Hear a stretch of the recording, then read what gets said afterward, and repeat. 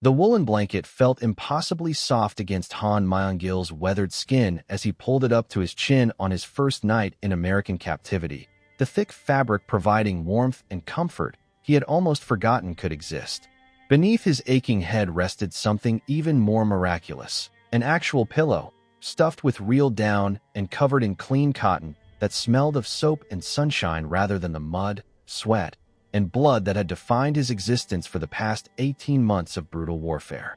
Around him in the prisoner barracks, dozens of other North Korean soldiers lay in similar states of amazement, fingering their own blankets and pillows as if these simple comforts might disappear at any moment like mirages in the desert.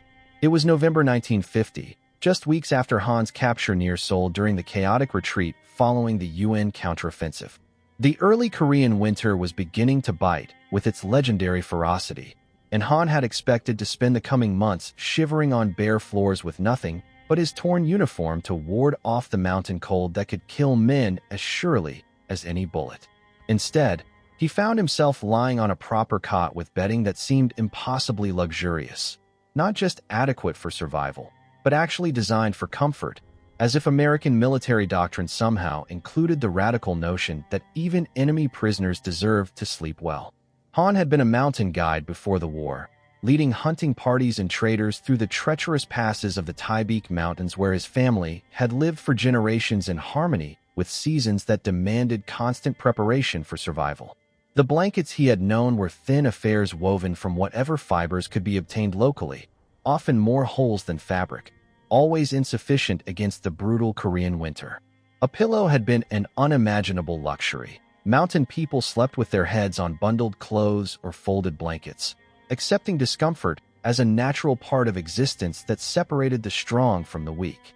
The American sergeant who had distributed the bedding, a quiet man from Montana who seemed genuinely concerned about prisoner welfare, had explained through interpreters that adequate sleep was essential for health, and that proper bedding was standard issue for all personnel under American military care.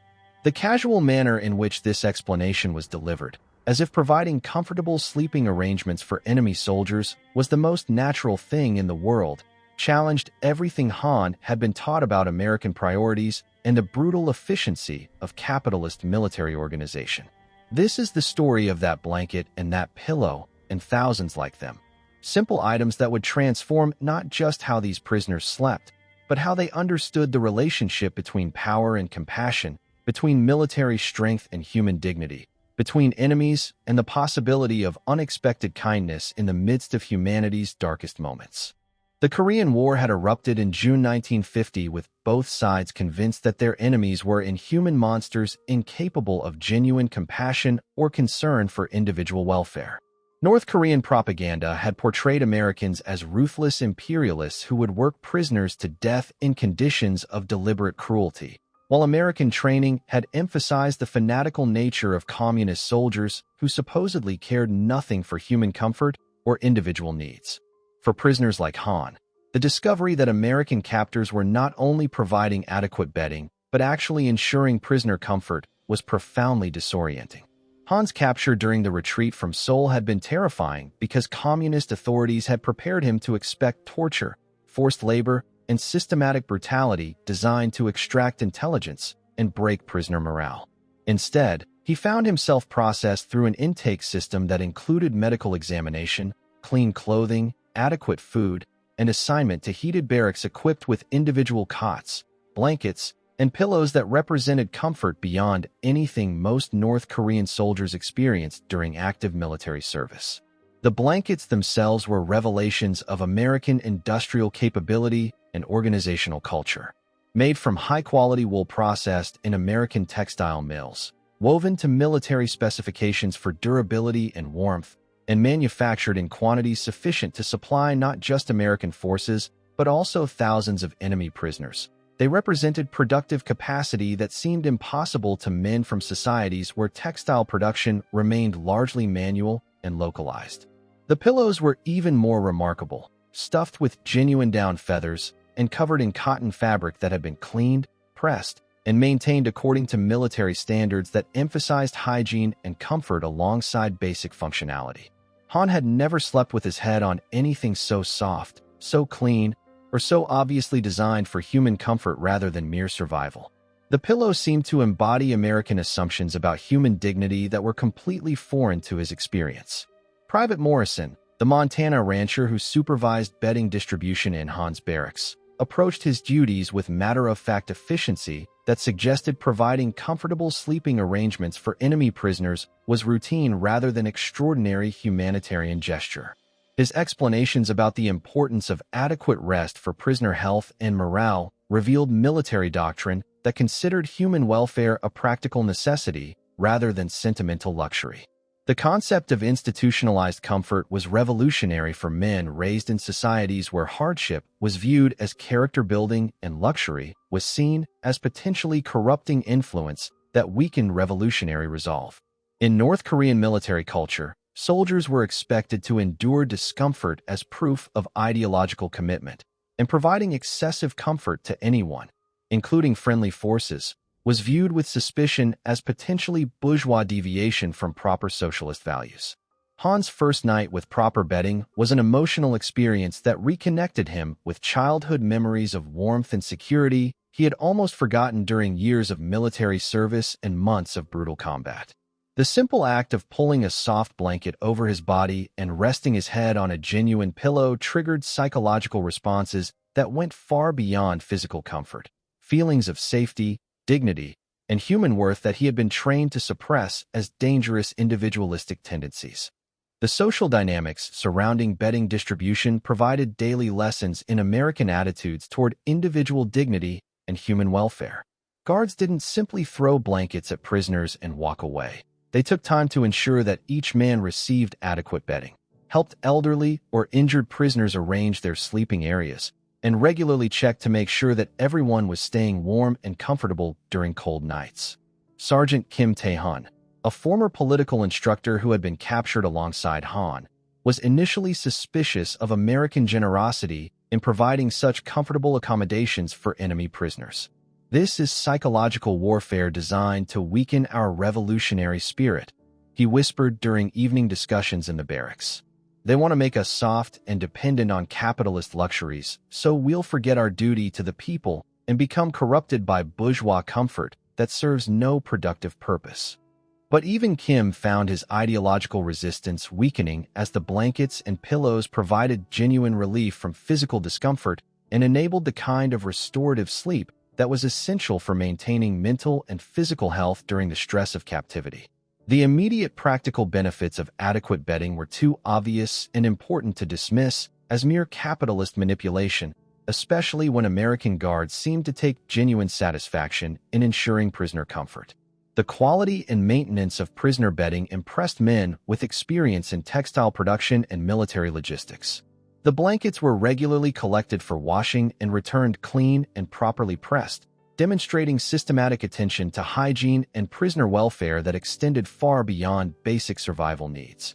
The pillows were periodically refilled and recovered, maintaining their comfort and cleanliness according to standards that seemed impossibly high for prisoner accommodations. Corporal Anderson from Wisconsin, who had grown up in a family textile business and understood fabric quality from both manufacturing and consumer perspectives, began sharing knowledge about American textile industries through informal conversations during evening bedding inspections.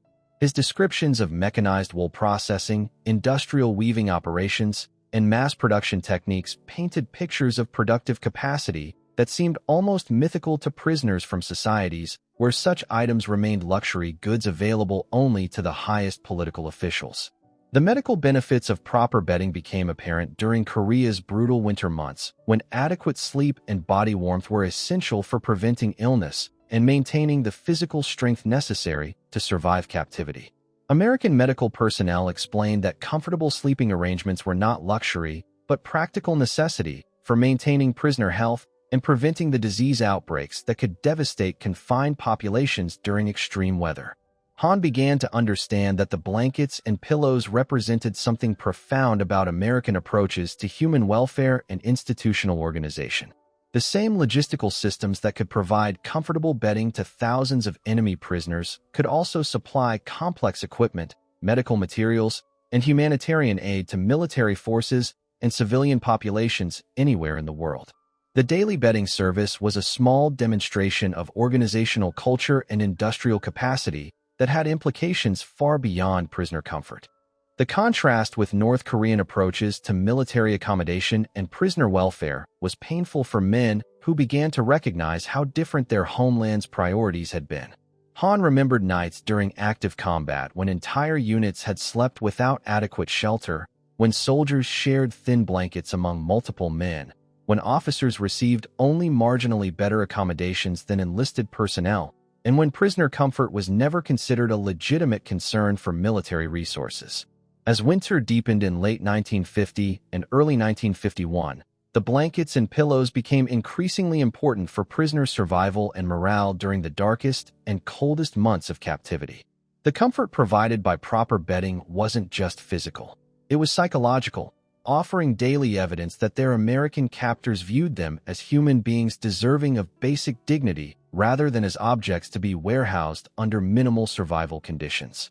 The reliability of bedding service. Clean blankets and pillows provided consistently regardless of weather, military operations, or supply difficulties, demonstrated American organizational competence and commitment to prisoner welfare that extended beyond immediate practical necessities into the realm of institutional humanitarianism.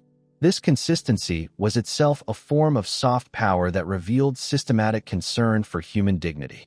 The educational aspects of bedding quality provided unexpected insights into American manufacturing capabilities and consumer culture.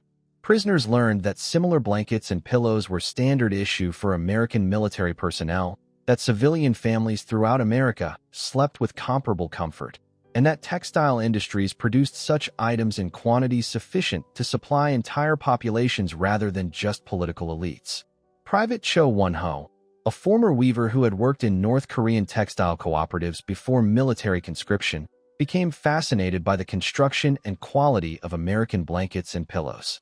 His examination of weaving techniques, fiber quality, and finishing processes revealed manufacturing sophistication that far exceeded anything he had observed in North Korean industrial facilities, providing technical education that expanded his understanding of what modern industrial society could achieve.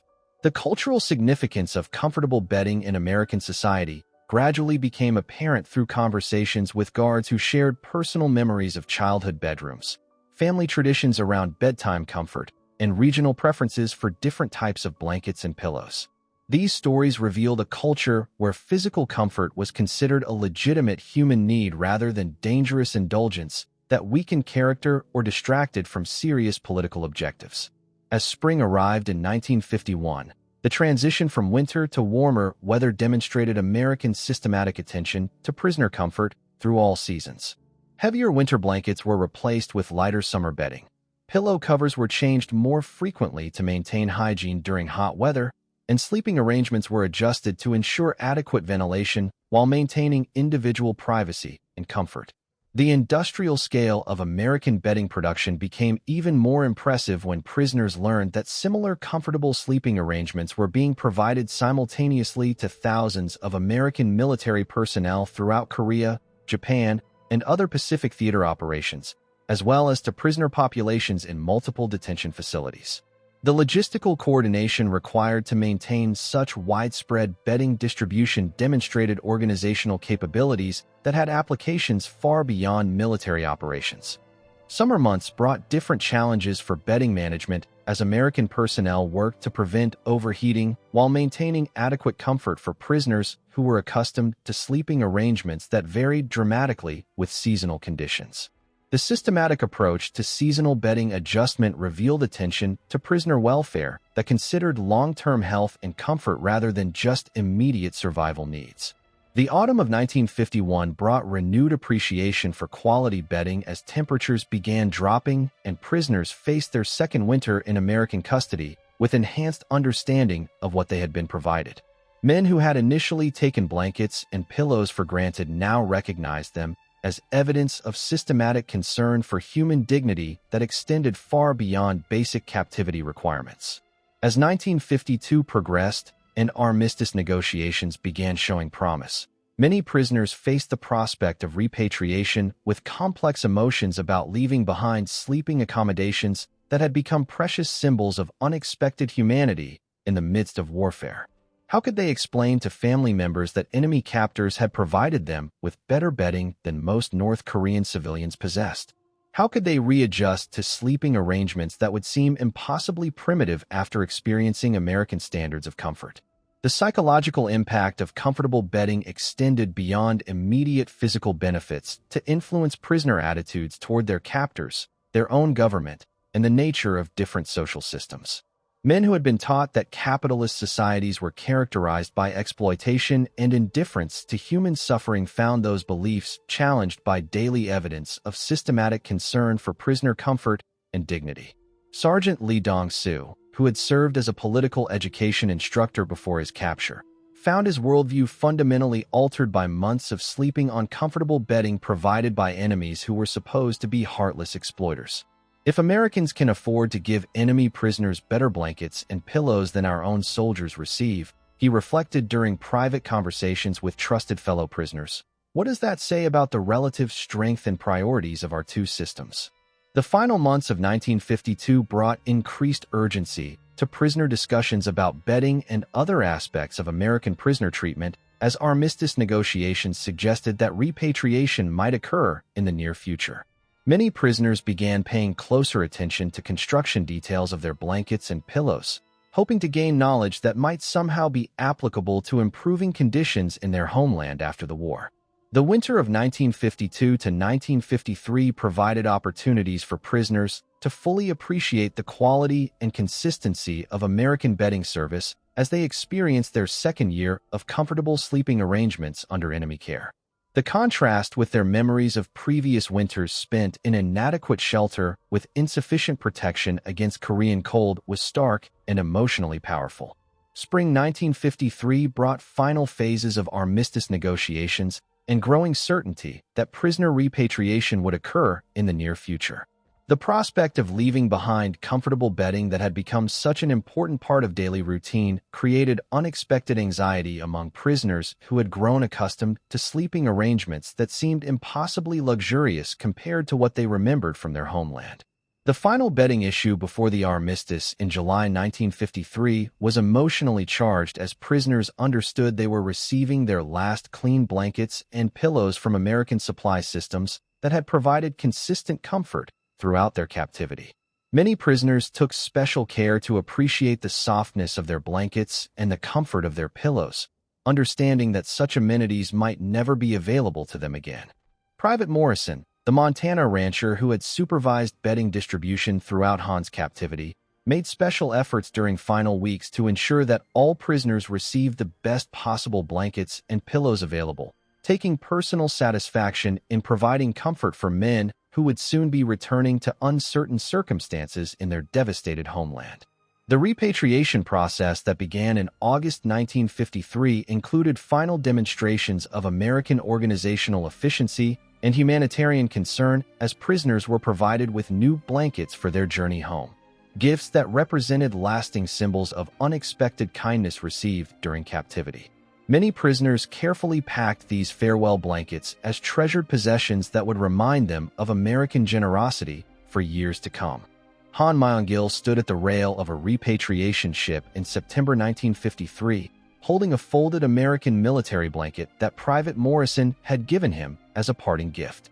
The woolen fabric represented something precious, daily evidence of systematic concern for human dignity that had challenged everything he had previously understood about enemy intentions and the nature of different social systems. The North Korea he was returning to had been devastated by 3 years of intensive bombing and ground warfare, with textile production facilities destroyed and consumer goods virtually non-existent. The comfortable bedding that had become routine during American captivity would be impossible to obtain or replace in his homeland, making the farewell blanket even more precious as a tangible reminder of abundance and comfort he had experienced as an enemy prisoner. But Han carried with him more than just a woolen blanket and memories of comfortable sleeping arrangements. He carried a fundamentally different understanding of what modern industrial society could achieve when human comfort was considered a legitimate goal rather than dangerous luxury, when systematic attention to individual dignity became routine rather than exceptional, and when even enemies could be treated with generosity that revealed the best possibilities of human civilization. The story doesn't end with repatriation and return to a homeland where such comfort remained unavailable to most citizens. In the decades that followed the Korean War, some former prisoners carried their memories of American bedding quality and prisoner treatment as they contributed to reconstruction efforts and gradual economic development. While comfortable bedding remained scarce, the understanding of what systematic attention to human comfort could mean for social welfare influenced perspectives on development priorities and quality of life. Some former prisoners became advocates for improved living conditions and worker welfare within the constraints of North Korean political and economic structures, arguing that attention to basic human needs could improve productivity and morale without undermining revolutionary objectives. Others shared their bedding experiences with trusted family members as examples of what prosperous societies could provide when industrial capacity was abundant and well-organized.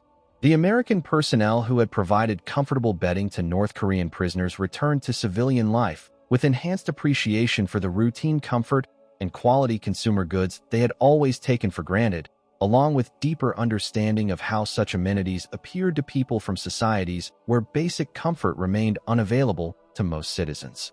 The prisoner bedding program had demonstrated something profound about the relationship between industrial capacity and human dignity. It had shown that societies with advanced manufacturing capabilities could afford to provide comfort even to their enemies, and that such generosity could be more effective than coercion in demonstrating the superiority of their values and social organization. But perhaps most importantly, the blankets and pillows had revealed the power of simple comfort to maintain human dignity and hope under the most difficult circumstances. The prisoners who had learned to sleep comfortably in American camps had experienced something that transcended political ideology and national identity: the universal human need for warmth, comfort, and the recognition that basic dignity deserves protection even for those who were once enemies. The woolen blanket would eventually wear thin with use and time. The down pillow would lose its softness, and the comfortable sleeping arrangements would become precious memories of unexpected humanity received during humanity's darkest moments. But the lessons learned through thousands of comfortable nights, that abundance was possible, that enemies could be generous, that human dignity could be maintained even during warfare, would continue to influence understanding and hope long after the last thread had unraveled and the final feather had lost its spring. Today, comfortable bedding is taken for granted throughout much of the developed world, including South Korea, where modern textile industries produce blankets and pillows that would have seemed impossibly luxurious to previous generations.